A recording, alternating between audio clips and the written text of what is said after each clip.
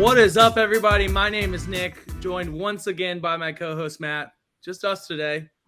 Welcome to For Bettor or Worse, where we break down the Thursday night football game, maybe a little bit more. We got a giveaway coming. Matt, thanks for joining us. Glad you could show up on time. It's a pleasure to see you. Tell us, you got the 12 days of Christmas. Tell me about it. Yeah. What do you got going on? I do. First off, we're getting festive. You see my little tree that I did a horrible job on. We're getting festive. We love Christmas over here. I decided to do a giveaway on the 13th, and I was like, it's 12 days of Christmas. So I think typically the 12 days of Christmas start on Christmas, but, screw that. That's stupid. You're already into the new year. That's dumb. Mm-hmm. We're going to do it on the 13th to move forward. Mm-hmm. I did one 2 days ago, did one yesterday. Now it's the podcast. So we're on day 3 of the 12 days of Christmas. So we're on the 3 French hens. I've monetized a French hen as $5. There's 3 of them, $15 giveaway. So the person who is closest to the correct score of tonight's Thursday night football game, if you get the nail on the head and you're the only person that guesses it, you win it. If not, if you're the closest, I'm going to pick whoever's closest. So feel free to comment below this video what you think the final score of this Seahawks 49ers game is. And if you're the closest, $15 giveaway. You know what? Maybe I'll do 25 if you hit it right on the head. We'll give a little more if you got that. But that's basically it. Going to have one every day up till Christmas. So we'll think of more, maybe bigger giveaways, or we'll see how the bets are hitting up until Christmas. Yeah. It should be fun. Should be fun. Yeah, it sounds like fun. Free money. So whatever. I feel like let's talk about this real quick before we get into the game. I feel like you're overcompensating with your background. It's fine. Don't be insecure. I mean, obviously, I got my custom poster, but come on, it's a little cluttered back there. I actually just got something new to put right up there. It's a big Edwin Diaz signed poster with the Timmy Trumpets music, like the music on there. It's pretty sick. Another thing. It's huge. I might have spent a lot of money on it. It was a silent auction at the Devils game. I was in the moment. Yeah, you were like, they knew what they were doing, and you knew what you were doing. I'm just write a number. What's that? Joey from Friends? He's like, I got it right. I nailed it. The one good thing about being a Mets fan is that the Yankees fans were just walking right past it. And I was like, it was me and 2 other guys. But the Aaron Judge one, there was a line of 15 people. I was like, I would pay you to get that off the table. Well, let's get into football because I'm ready to talk about some football. 49ers at the Seahawks. The line is -3.5. Obviously, 49ers are starting to roll. They have Brock Purdy at quarterback now after some injuries to quarterback for them. Looking good. Young guy. Hasn't had a lot of challenges, but it's not really going to have one this week as well, facing this 49ers, the Seahawks defense that struggles. What are your thoughts on the game? Why don't you walk through some stuff? Yeah. First of all, if there is a guy who's him, it's probably Brock Purdy. I've never met a guy named Brock who wasn't good at what he does. Brock Lesnar, Brock from Pokemon, nasty. That's the only really Brocks I know. But they're both solid. This Brock Purdy dude has been he's been good. He's not gonna. He didn't lose any games yet, and they've controlled every game he's been in. Now won 6 in a row. Obviously, he hasn't played all 6, but they're looking good. Big game for the NFC West. The 49ers are 9-4, winning the division. Seahawks are 7-6. So if the Seahawks can somehow pull off this win, it would be 9-5 to 8-6 and a tight race for the division winner. Whoever wins the division is going to get the 3rd seed, most likely it's looking, versus the 5 seed of the wild card. So pretty important game for both teams. The Niners can probably clinch the division, not clinch, but be pretty comfortable in their lead for the division.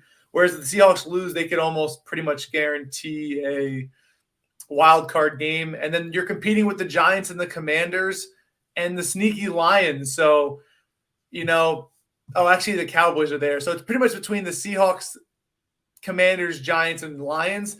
They could maybe not make the playoffs. So this game is huge for the Seahawks. I think the 49ers are the better team, obviously. But, it makes me a little nervous, but I think the Seahawks are kind of on a downward spiral. They were a good story, and I think, maybe they were overplaying a little bit, overachieving. It looks like a 49ers win to me. Line seems a little suspect. I would like a 2.5, but 3.5 seems pretty decent for a Niners game. I know you are all over a play in this game, so why don't you talk about yours? Yeah, no worries. Definitely excited about this. Let's talk about it and slow it down a little bit. As you were saying, I don't think the Seahawks make the playoffs either at this point. You look at it, they got the 49ers this week, the Chiefs next week at Arrowhead, and then the Jets, and then the Rams. So it's not an easy Jets need to road. win too. And they don't have a lead or anything like that. I mean, like you said, Giants, Commanders. I think it's really going to be NFC East all up in that. Wild card. The Lions are 6-7. They're sneaky. The Lions are like, if the Lions win this week and the Seahawks lose, they're tied in their record. Well, we'll see if the Lions have anything away this week, because they have been doing everything at home recently. But getting back to the game at hand, Seahawks, let's talk about some interesting stats, because I know we have some stat guys. They always bring it up, this, and this. Oh, previous weeks, yada, yada. Okay. Seahawks have lost 6 games. Every game they've lost is by more than 4 points. All right. I wish I could do it. Ding. 49ers have won a bunch of games. Every game they've won is by more than 4 points. Mm-hmm. So, boom, Lions 3.5. There we go. Done. No more research needed. No way both those trends die. But honestly, I've been watching. I bet on the Seahawks the last 2 weeks. Once versus the Rams was the team total, and then the last week was the -3.5. And their defense has been embarrassing. It's been like that most of the year. The offense has really kept them in games throughout. They've lost 3 of the last 4 overall, 2 being at home. Brock Purdy's first game away, so that's something to consider. They will be. Kenneth Walker looks like he'll be back, and Deebo Samuel looks like he'll be out. But this Seahawks team, first of all, Geno Smith's thrown 4 picks in the last 3 games alone, in really bad picks. I mean, they're just in double coverage, triple coverage, just really, really bad decisions. And I see that happening again. It's -140. We talked about that earlier pregame, but it's not something I'm going to play. This defense of the 49ers is legit. I tried to fade them early in the year. Didn't work out. Great defensive line, good secondary, great linebackers. I mean, they've got it all to bring the house and bring the pressure, get turnovers. It's just a great team overall. Obviously, the Seahawks are now going to be able to possibly run a little bit, but not versus this team. I mean, they have Kenneth Walker back, but I don't think it's going to matter at all. Brock Purdy just needs to make sure he doesn't turn over the ball and just keep the games close overall. Let's talk about this, though. Let's see. Got my notes up. Boom, boom, boom. All right. So Brock Purdy's been throwing around 70% completion rate. Christian McCaffrey is going to be on everybody's card because there's no Deebo Samuel. They're just going to be feeding the ball because the Seahawks rush defense is absolutely awful. They gave up 223 yards last week versus the Panthers, and they were literally just the last part of the game. They rushed the ball like 14 times in a row. 14 times in a row, they drove down touchdowns, sealed the game, made it a 2-score game at that point. Obviously, the Seahawks came back and made it a little closer, but that was like with 10 seconds left. So, I mean, they're going to be able to just run the ball. Keep the ball out of Brock Purdy's hands. Let him just manage the game. Don't make mistakes. The 49ers already beat him 27-7 earlier in the year. But again, I really like for this 49ers team to cement themselves as a contender and continue to roll offensively, defensively. They really put on a performance last week versus the Bucs. I mean, they embarrassed the Bucs, obviously. They turned off the game 35-0. In the third quarter for the nation and put on the other game. So, it's embarrassing. I'm taking the 3.5. I'm taking the 49ers -3.5. There's just 2 different teams going in 2 different directions. 49ers, 6 in a row.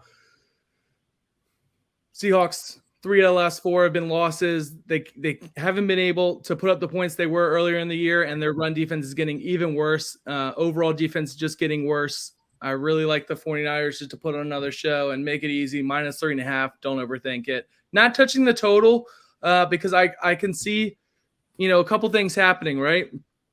I can see San Francisco putting up a crap load of points, just like they did versus the Bucks, and then all the Seahawks has to do put up 10. And there's your total. I can see some backdoor situations when the game gets out of hand. I really like the 49ers to put on a bunch of points and kind of limit the Seahawks. But I mean, when you're up 4 or 5 scores, you don't really care that much that they score a touchdown. I'm not touching the total. Long story short, I'm touching the total. How's that sound? Yeah. Any thoughts to that? I mean, boom, stats in there, random stats, my analysis. No, I like it. I like it. Obviously, the Niners are a top team in the league, top 5 odds to win the Super Bowl. If you look at DVOA in general, you can see schedules.